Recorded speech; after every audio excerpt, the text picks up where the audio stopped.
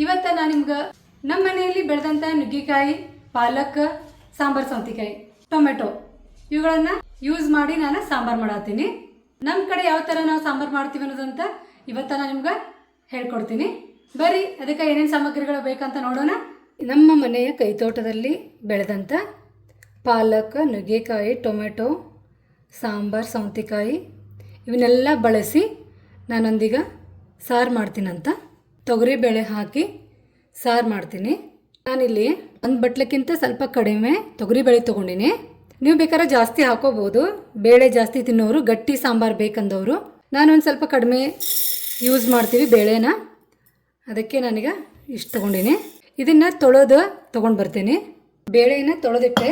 ಇದು ಪಾಲಕ್ ನಾವು ಮನೆ ಒಳಗೆ ಬೆಳೆದಿರಲಿ ಅಥವಾ ಹೊರಗಡೆಯಿಂದ ತಂದಿರಲಿ, ಇದನ್ನು ನಾವು ಒಂದು 10 ನಿಮಿಷ ಉಪ್ಪು ಹಾಕಿ ನೀರು ಹಾಕಿ ಇಟ್ಬಿಡಬೇಕು. ಏನೇ ಕೆಮಿಕಲ್ ಇದ್ರೂ, ಏನೇ ಸಣ್ಣ ಸಣ್ಣ ಹುಳ ಅಥವಾ ಅದರ ಎಗ್ ಏನೇ ಇದ್ರೂ ಉಪ್ಪಿನಿಂದ ಎಲ್ಲ ಕ್ಲೀನ್ ಆಗಿಬಿಡ್ತೈತಿ. ಉಪ್ಪು ಅಥವಾ ವಿನಿಗರ್ ಹಾಕಿಟ್ಟು ನಡಿತೈತಿ. ಒಂದು 10 ನಿಮಿಷ ನೆನೆ ಇಟ್ಟು ಆಮೇಲೆ ಇದನ್ನು ಕ್ಲೀನ್ ಮಾಡಿ ತೊಗೊಂಡ್ಬಿಡ್ಬೇಕು. ಈಗ ಪಾಲಕ್ ಕಟ್ ಮಾಡ್ಕೊಳ್ತೀನಿ. 6 ಟೊಮೆಟೊ ತೊಗೊಂಡಿನಿ. 6 ಅಂತಂದ್ರೆ ಇದು ಸೈಜ್ ದೊಡ್ಡದೈತಿ. ಇವು ಏನು ಸಣ್ಣ ಅದಾವಲ್ಲ, ಇವು 4 ಕೂಡಿದ್ರೆ ಈ ಸೈಜ್ 1 ಟೊಮೆಟೊ ಆಗ್ತೈತಿ. ಆಮೇಲೆ ದೊಡ್ಡ ಸೈಜ್ ಇದ್ದ 3 ಟೊಮೆಟೊ ತೊಗೊಂಡಂಗೆ ಆಗ್ತೈತಿ. ಸಾಂಬಾರು ಸೌತೆಕಾಯಿನ ಅರ್ಧ ಕಟ್ ಮಾಡಿ ಹಾಕ್ತೀನಿ, ಫುಲ್ ಹಾಕೋದಿಲ್ಲ, ಭಾಳ ಆಗ್ತೈತಿ. ಇದೆಲ್ಲ ಕಟ್ ಮಾಡಿದ್ಮೇಲೆ ನಿಮ್ಗೆ ಸಿಗ್ತೀನಂತ. ಈ ಸಾಂಬಾರು ಸೌತೆಕಾಯಿ ಈ ಥರ ಇರ್ತೈತಿ ಒಳಗೆ. ಇದನ್ನು ನಾವೇನು ಮಾಡಬೇಕು, ಇದನ್ನ ಬೀಜನ ಎಲ್ಲ ತೆಗೆದುಬಿಡ್ಬೇಕು. ಬೀಜ ತೆಗೆದು ಇದೇನಿರ್ತದಲ್ಲ ಹೊರಗಡೆ, ಇದನ್ನಷ್ಟೇ ನಾವು ಯೂಸ್ ಮಾಡ್ಕೋಬೇಕು. ಟೊಮೆಟೊ ಮತ್ತು ಸಾಂಬಾರು ಸೌತೆಕಾಯಿನ ಕಟ್ ಮಾಡಿ ಇಟ್ಕೊಂಡಿನಿ. ಈಗ ಇವನ್ನ ಇದ್ರೊಳಗೆ ಹಾಕ್ಬಿಡೋಣಂತ.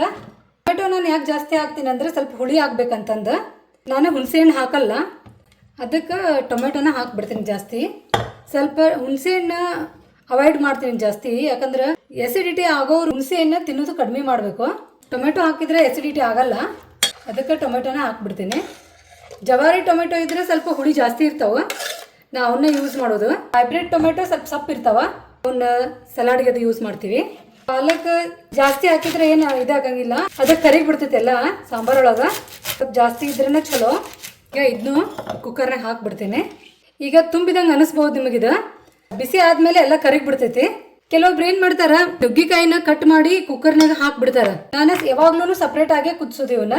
ನುಗ್ಗಿಕಾಯಿ ಕಟ್ ಮಾಡೋ ಹೊತ್ನಾಗ ಒಂದೊಂದು ಕಡೆ ಏನು ಮಾಡ್ಬೇಕು, ಈ ಸೈಡ್ದ ಎಳಿ ತೆಗೆದು ಬಿಡ್ಬೇಕು.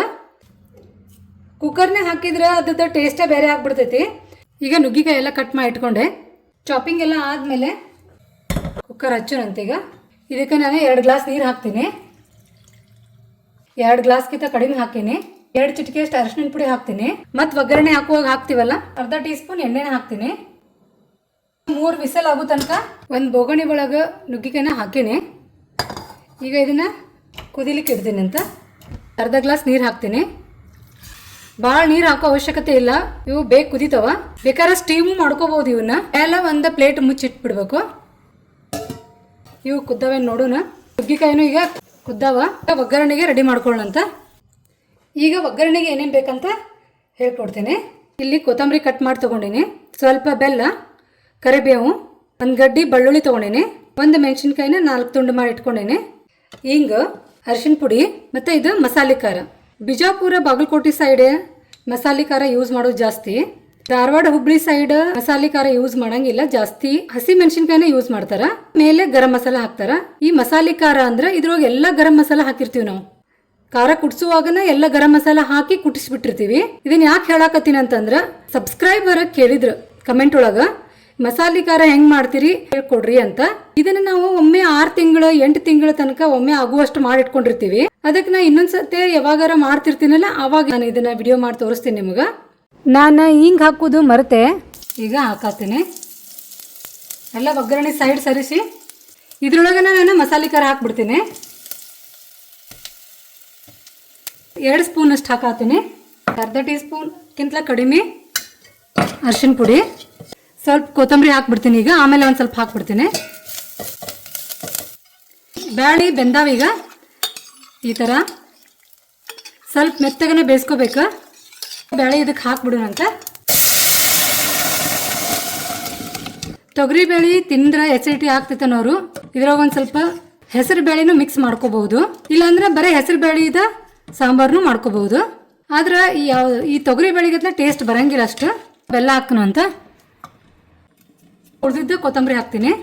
ಕೊತ್ತಂಬರಿನ ಒಗ್ಗರಣೆ ಒಳಗೆ ಹಾಕೋದು ಚಲೋ ಅನಿಸ್ತೈತೆ ನನಗೆ ಮ್ಯಾಲೆ ಹಾಕೋಕ್ಕಿಂತ. ಈಗ ಇದಕ್ಕೆ ನೀರು ಹಾಕೊಳ್ಳೋಣಂತ. ಕಾಸಿದ ನೀರು ಹಾಕೋಬೇಕು. ಬೇಯಿಸಿಟ್ಟಿದ್ದ ನುಗ್ಗಿಕಾಯಿನ ಇದ್ರೊಳಗೆ ಹಾಕೋಣಂತೀಗ. ಇದನ್ನು ನೀರು ಸಮೇತನ ಹಾಕಿಬಿಡ್ಬೇಕು.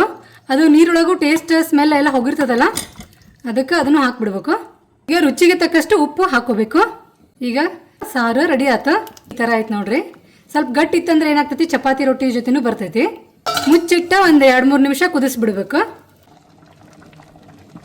2-3 ನಿಮಿಷ ಆಗೈತಿ. ಇದನ್ನು ಗ್ಯಾಸ್ ಆಫ್ ಮಾಡಿಬಿಡೋಣಂತ. ಬರೀ ಈಗ ಪ್ಲೇಟಿಂಗ್ ಮಾಡೋಣಂತ.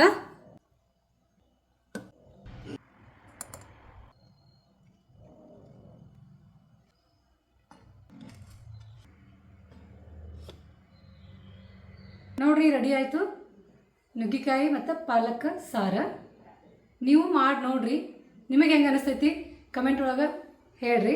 ಟೇಸ್ಟಿಯಾದ ರೈಸ್ ಮತ್ತು ಪಾಲಕ್ ನುಗ್ಗಿಕಾಯಿ ಸಾರು. ನಾ ಮಾಡೋ ಮೆಥಡ್ ನಿಮಗೆ ಹೆಂಗೆ ಅನ್ನಿಸ್ತು ಕಮೆಂಟ್ ಒಳಗೆ ತಿಳಿಸ್ರಿ. ಹೀಗೆ ನನ್ನ ವಿಡಿಯೋನ ನೋಡ್ತಾ ಇರಿ, ಸಬ್ಸ್ಕ್ರೈಬ್ ಮಾಡ್ತಾ ಇರಿ, ಲೈಕ್ ಮಾಡಿ, ಶೇರ್ ಮಾಡಿ, ಕಮೆಂಟ್ ಮಾಡಿ.